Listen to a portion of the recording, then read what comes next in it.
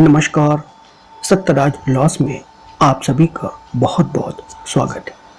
आज का टॉपिक है कि अगर बैंक मैनेजर किसी अकाउंट पे चेक को बिना बैंक अकाउंट को वेरीफाइड किए हुए उस चेक को कैश करा देता है या पेमेंट कर देता है, तो उसके गलती की वजह से या नेग्लिजेंस की वजह से जो नुकसान एक्चुअल अकाउंट होल्डर को होता है, तो उसके लिए कौन जिम्मेवार होगा।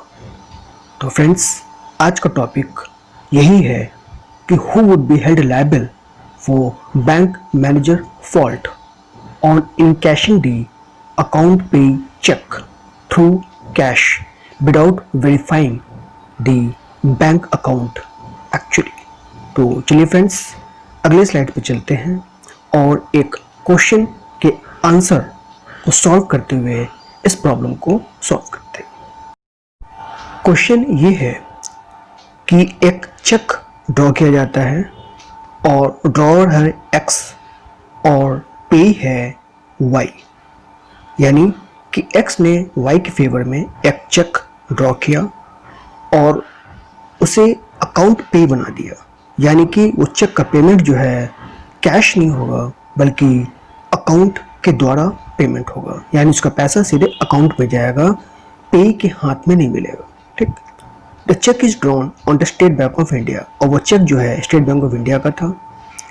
ठीक, इसके बाद a person turns up before the manager of State Bank of India, एक व्यक्ति State Bank of India manager पास आया और उसने कहा कि वो ही वाई है और उसके फेवर में एक्स ने चेक क्रॉस चेक ड्रॉ किया हुआ है, लेकिन उसे पैसे की आवश्यकता है और इसलिए वो चेक को कैश होने तक इंतज़ार नहीं कर सकता, इसलिए वो चेक के बदले हमें पैसे कैश में दे दे।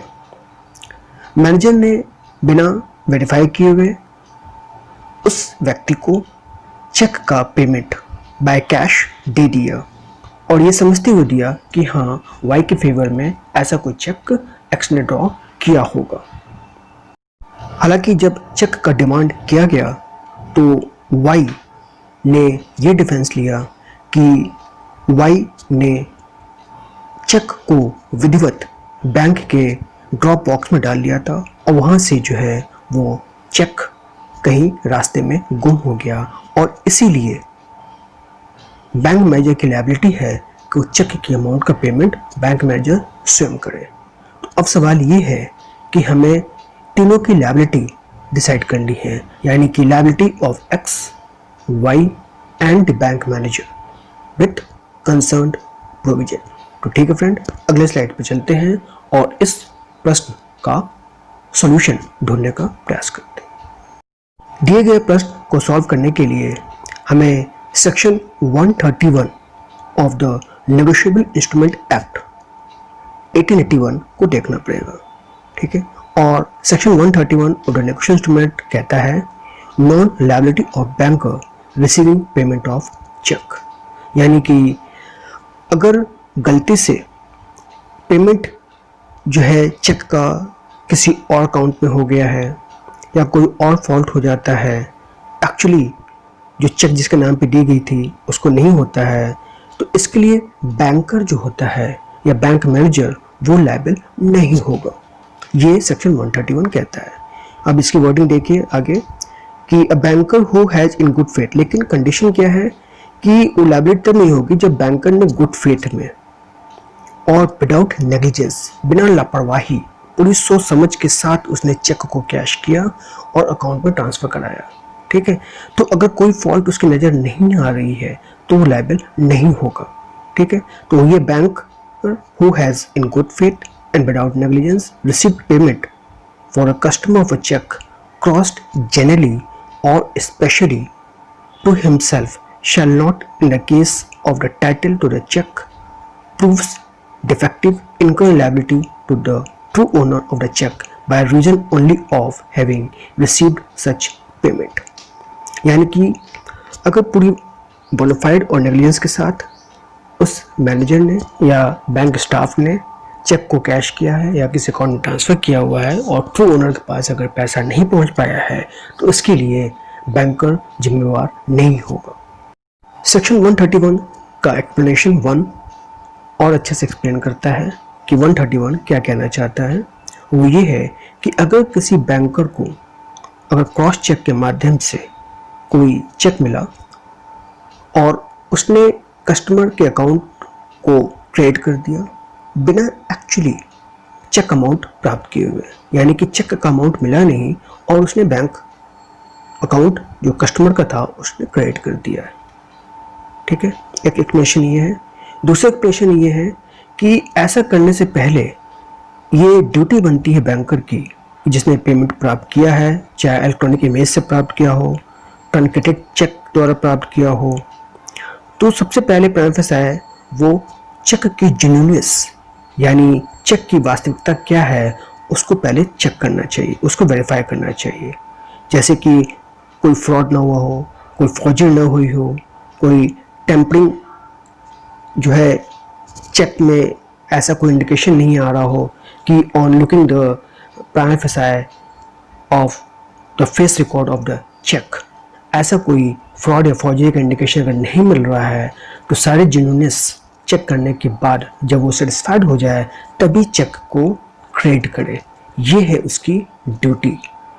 ठीक है, और इन सब करने के बाद, सारे चेक करने के बाद, थोड़ा एनालिसिस होने के बाद, वेरीफाई करने के बाद अगर चेक किसी गलत अकाउंट में ट्रांसफ़र हो जाता है या क्रेडिट हो जाता है तो उसके लिए बैंकर लायबल नहीं होगा।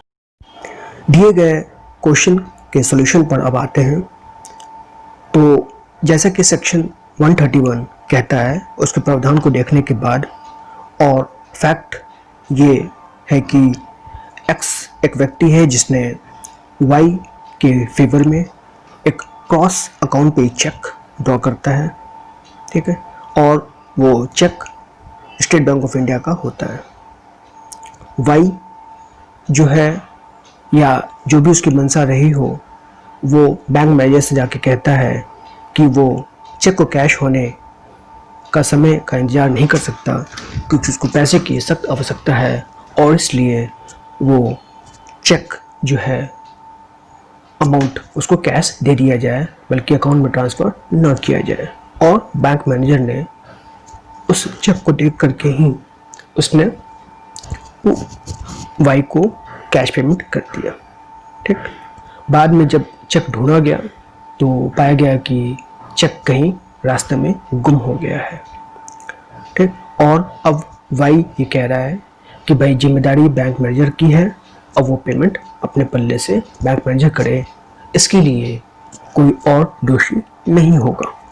ठीक है, तो अगर आप इस प्रॉब्लम के सॉल्यूशन को देखें और दिए गए प्रावधान सेक्शन 131 को देखें तो मैनेजर की यहाँ पर पूरा दोष यानी फॉल्ट सामने नज़र आ रहा है।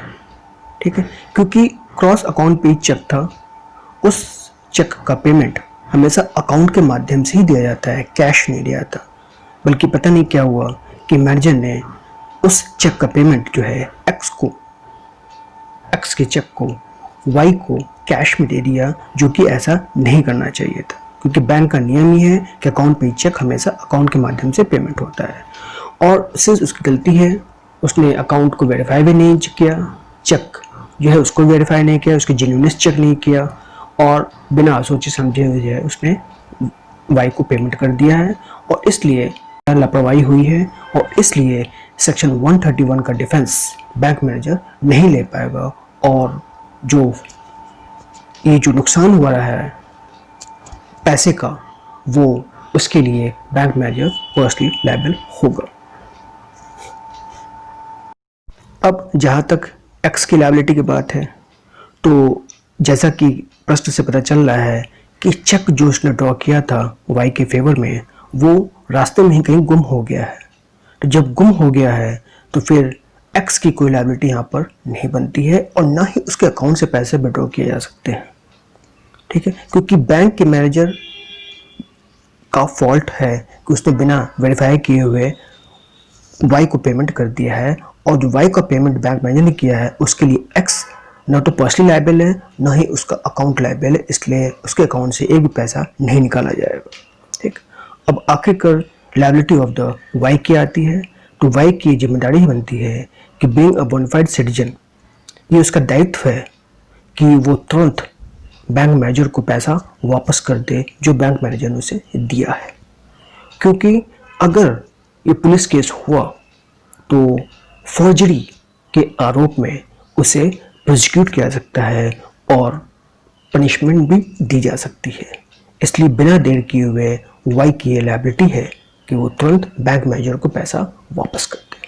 ठीक है, और रही बात ओवरऑल, अगर वाई पकड़ में नहीं आता है तो फिर सारी जिम्मेदारी बैंक मैनेजर की होगी और जो अमाउंट का जो डिफरेंसेस आएगा वो बैंक मैनेजर पर्सनली लायबल होगा। That's it. Thanks for watching the video. अगली वीडियो पे हम नया प्रश्न विद सॉल्यूशन और कंसर्न प्रोविजन के साथ आपके समक्ष प्रस्तुत होंगे। तब तक के लिए जय हिंद, वंदे मातरम।